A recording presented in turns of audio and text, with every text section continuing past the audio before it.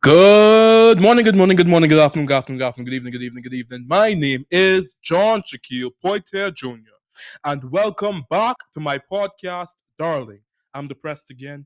Don't tell my mother, where we discuss mental health and mental health related topics in the youth, the elderly, high schoolers, primary schoolers, college students, tertiary school students. Listen, people of all shapes, sizes, creeds, races, origins. Once you are a person, once you are breathing, there is something for you here. Now, each episode, we have a certain word, a certain theme, if you will, that ties everything together. It gives it a certain je ne sais quoi, it gives it a certain feel. And the word for this episode is inure. The word for this episode is inure, which means to become immune to unpleasant events or situations. So, without a further ado, let's get into it. So, I believe that as a people, we have become so desensitized to cruelty, but also to unfairness and also to the impact of mistreatment and how we treat children and how that can affect them later on. So, to give a bit of background, because the word of the episode is inure, and I'm going to repeat the definition one more time: to become immune to unpleasant events or situations. So you're now desensitized. You're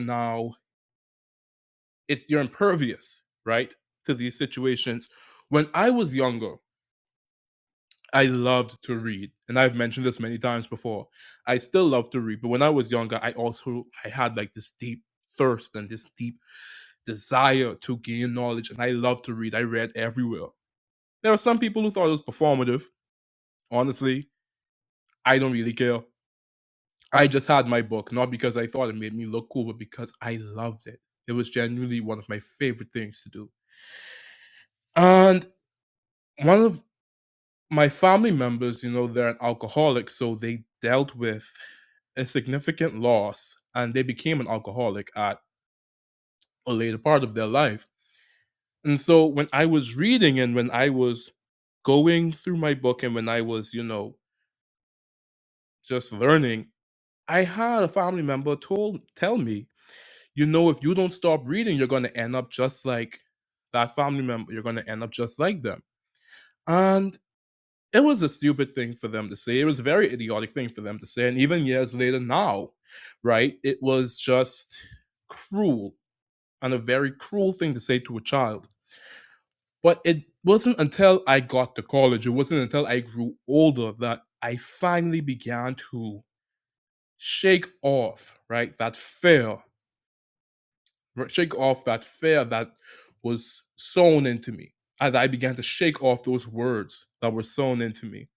And a lot of other people, when they heard that family member say something like this, they would laugh it off, or they would find it amusing, or they would find it funny, right? They were inured to it because we're often inured to the mistreatment of children. We're inured to how we say things to children that can cause them to become fearful of their future, to become fearful of a certain thing or a certain topic. For me, I had this overarching fear of becoming an alcoholic, right? So the legal age for drinking in the Bahamas is 18, in the US is 21. I had such this terrible fear, like this completely horrendous fear that even if someone was drinking around me, I was repulsed.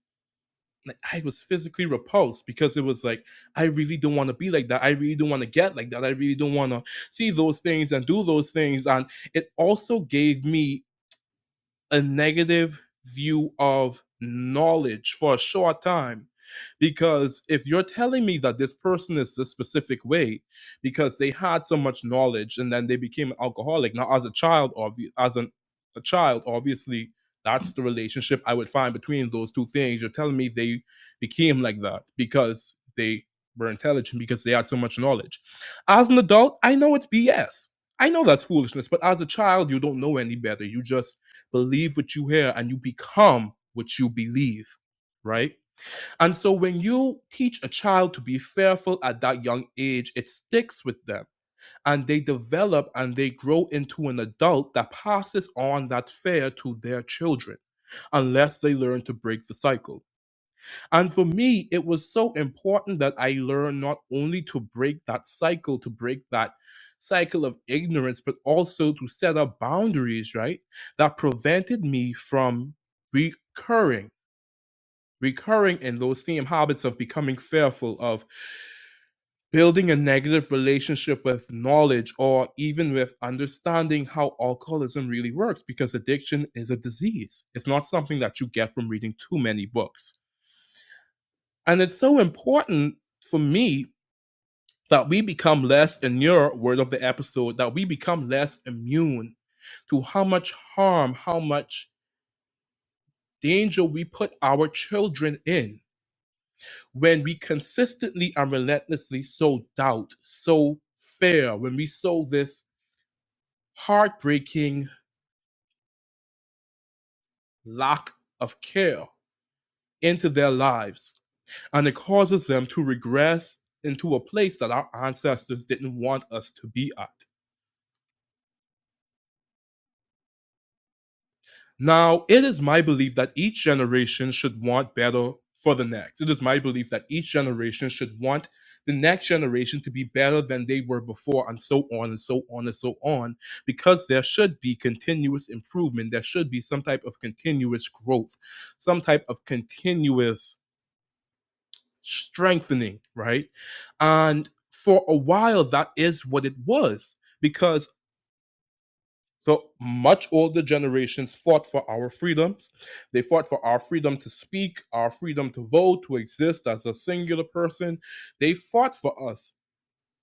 And then as you go down the generations, yes, the much older generations fought. Now you get to the generations that are parents and grandparents and uncles and aunts, who sometimes have a negative habit of working to cause a regression, right? Of everything that was already fought for.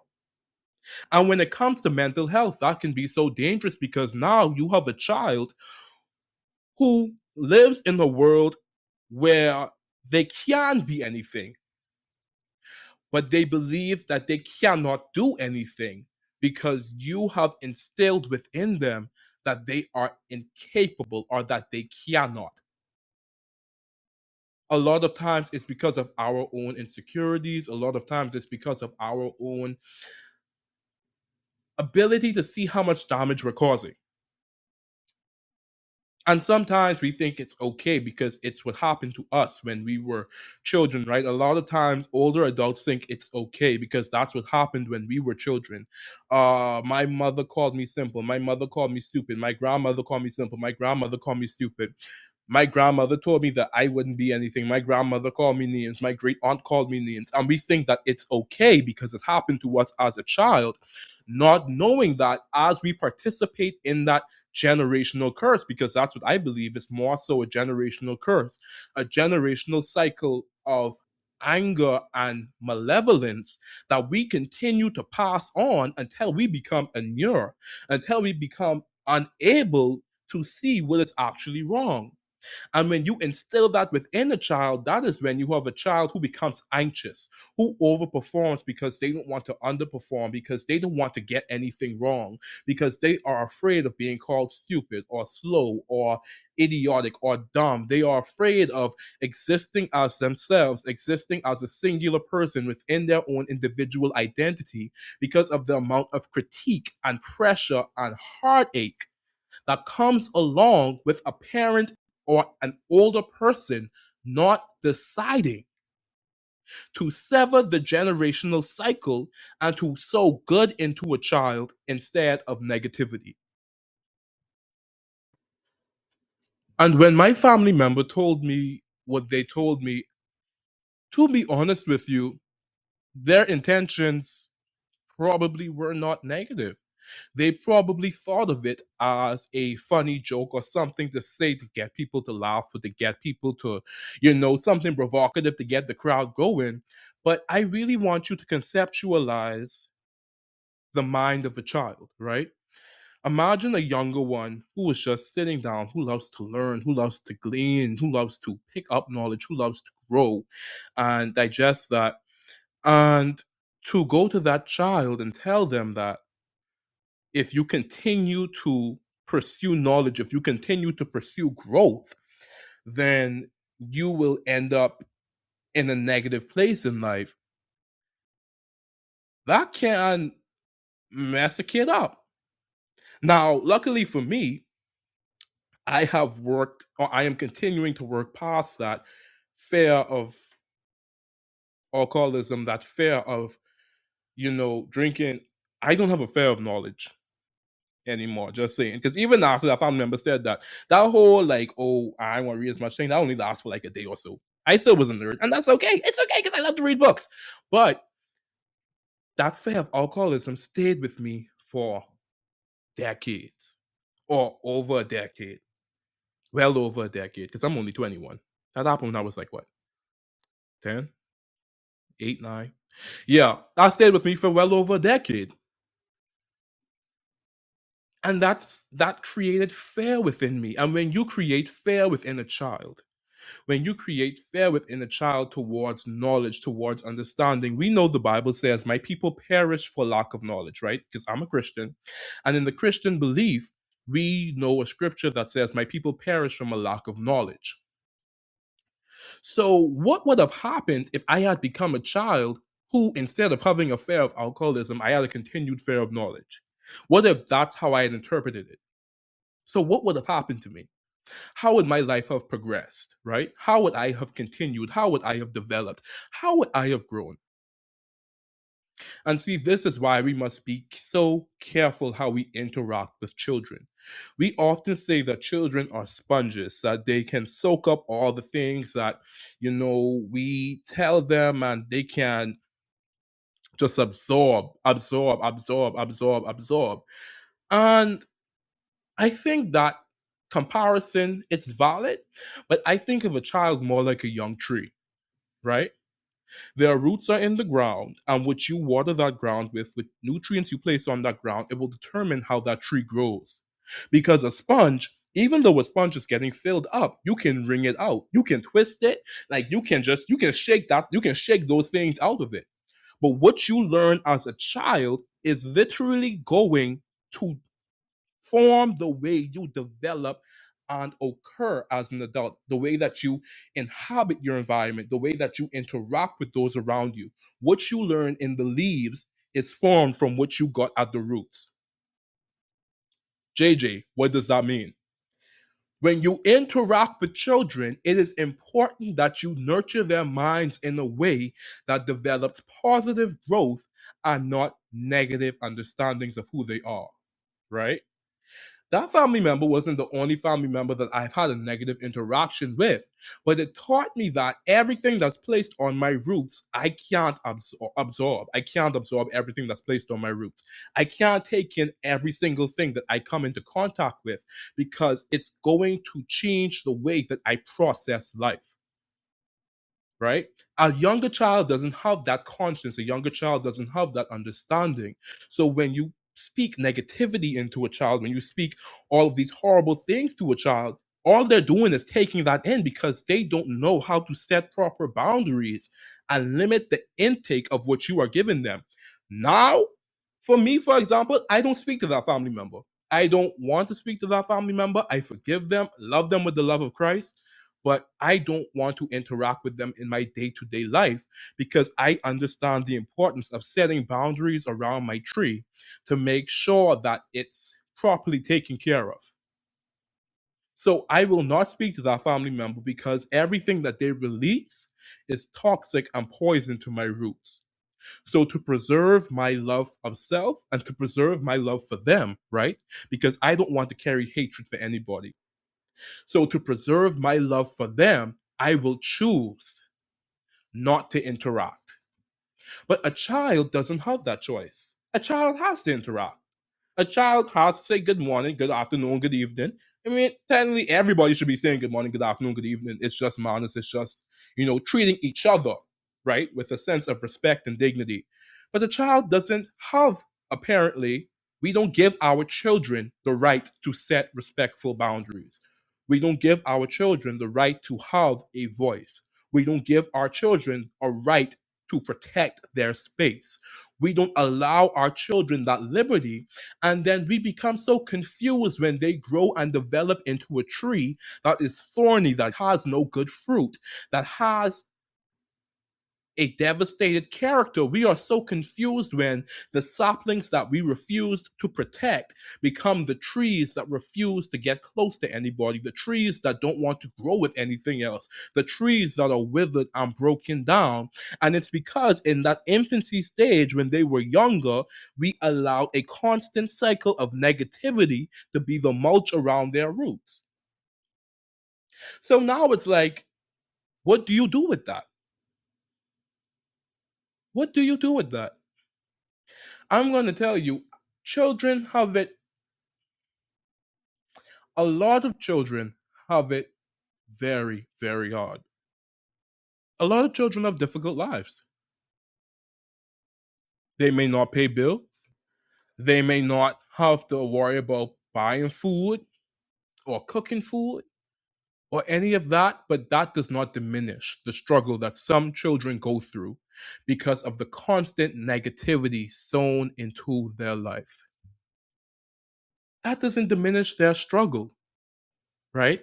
It doesn't diminish the fact that a child has a mind just like an adult, just like me, just like someone who's 40, just like someone who's 89. A child also has a mind.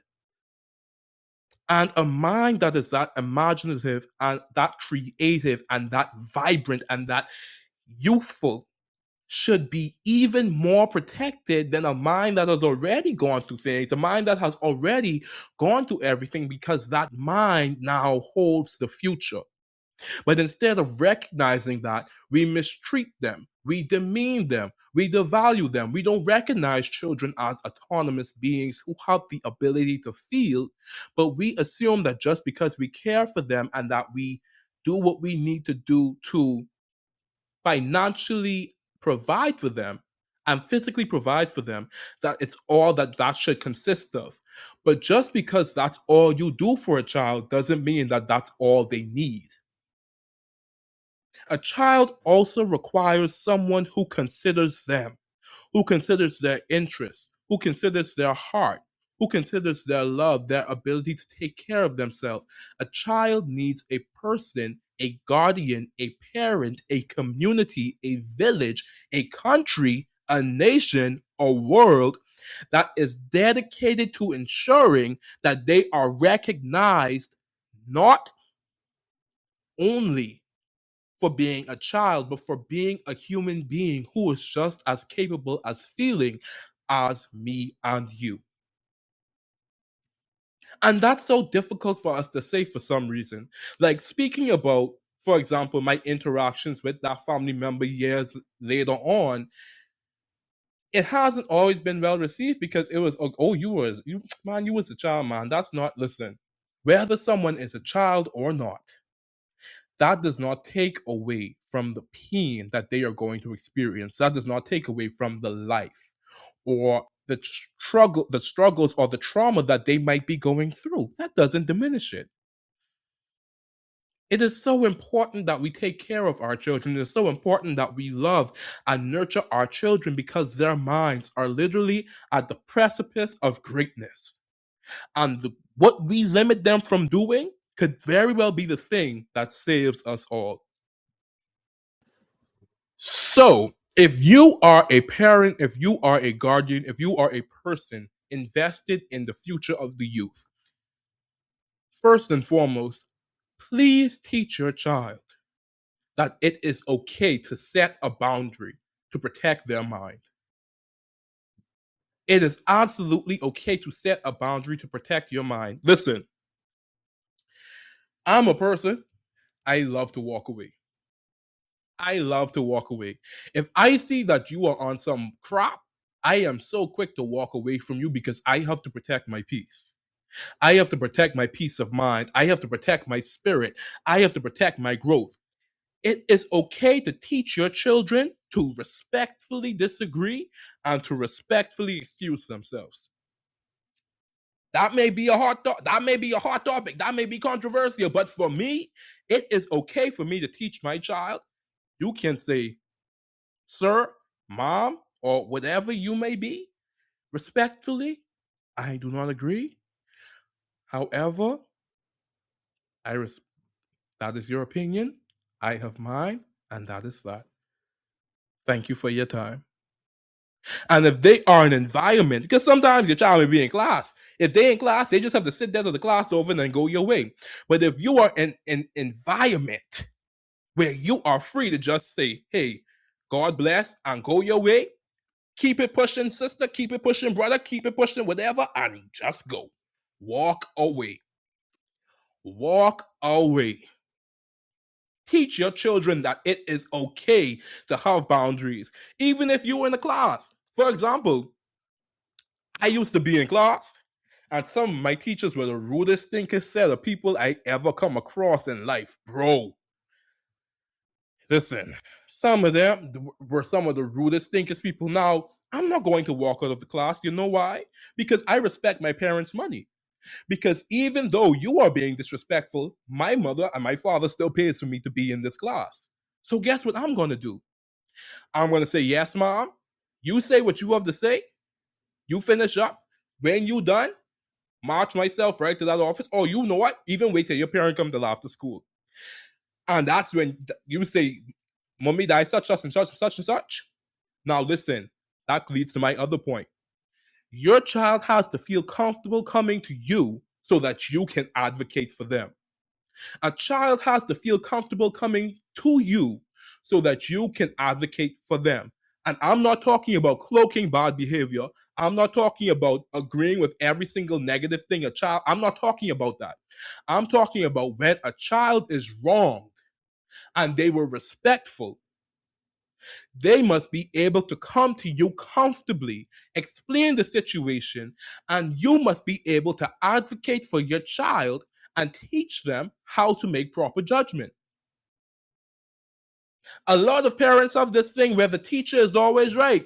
Baby, the teacher ain't always right. I know some teachers who used to kick down doors and drag students by there. I know some teachers. I can talk about it, but I know some teachers who were like that. They were not always right. But because there is a title, because there is power behind the name, quote unquote power, that makes everything that they did okay. It does not make it okay. Because it was a child that it was being done to, that's what makes it okay. That does not make it okay. A child must be willing to come to you as an adult and advocate. And when they do, when they advocate for themselves, you must go and advocate for them. You must be willing to stand up for your child. Now, I'm not talking about if your child rude and they cussing out the teacher and they stomping the mother through the teacher. I'm not talking about that. I'm talking about when your child is wronged and mistreated, you must be able to advocate for your child. That's another one. See, I'm teaching you how to protect the tree, how to protect the child, how to protect the sapling, right? How to suffer the little children. Number 3, and this is important. This is so important. Stop teaching your children to tolerate mistreatment because of connection. Mic drop. Whoosh. Stop teaching your children that it is okay for someone to mistreat them because they know you. Stop teaching your children that it is okay for someone to mistreat them because they have a connection to them. And you know the best way that you can do that? By showing an example. If you as an adult are unable to set the proper boundaries that your child that you need to prosper, that you need to grow and develop as a person, how do you expect your child to do that? How do you expect your child to learn? How do you expect your child's tree to grow if you can't even help yourself to flourish? How do you expect to do that? You don't think your child watches the interactions that you have? You don't think your child watches the way that you interact with people, that you reach out to people, that you agree and disagree, the arguments, the silent moments, the growth moments. You don't think your child sees all of that? And you don't think that they take all of that into their roots and they grow? The best way to get the negativity out of a child's life is to stop being negative yourself. Whoa. I can guarantee you, if that family member who told me that thing had stopped being negative and had stopped saying those things, I would not have been nearly half as afraid of addiction and alcoholism as I was when I was, young, or even up to a couple months ago. And it's still a journey. If you want a child to have a positive life, then you must stop being the negative thing that it draws from. And the problem is, some of y'all don't want your children. Some of y'all don't want children to have a positive life because you don't want them to do better than you. Oh, y'all don't like that. Some of us don't want children to have a positive life because we don't want them to have better than we had. And that is something that we have to actively work against, because let me tell you something. You can try to hold someone back. You can try to cause them to regress. And you can try to break them down.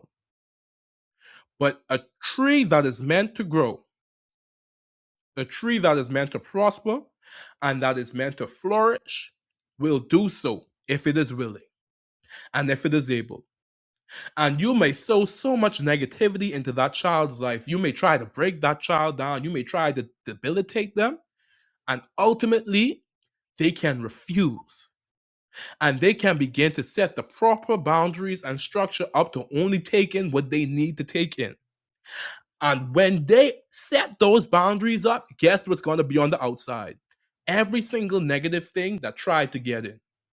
So I encourage you, stop being inured to the mistreatment of these kids. And your word of the episode, stop being inured to that. Learn to love. Learn to lead with guidance. Learn to protect these children. My name is John Shaquille Poitier Jr., and this has been Darling, I'm Depressed Again, Don't Tell My Mother. I am your podcast host, and I'll see you next time.